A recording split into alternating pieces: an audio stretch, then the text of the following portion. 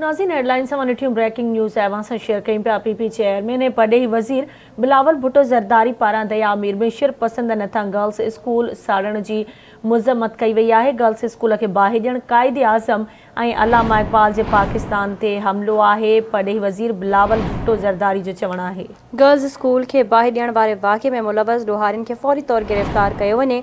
गिलगित बल्तिस्तान हुकूमत तालीमी इदारनि जी सिक्योरिटी खे यकीनी बणाए पाकिस्तान में अहिड़नि अंसरनि खे सख़्ती सां मुंहुं ॾींदो आहे जेको मज़हब जे नाले ते ताक़त ज़रिए पंहिंजे सियासी एजेंडा अवाम ते मढ़णु चाहिनि था।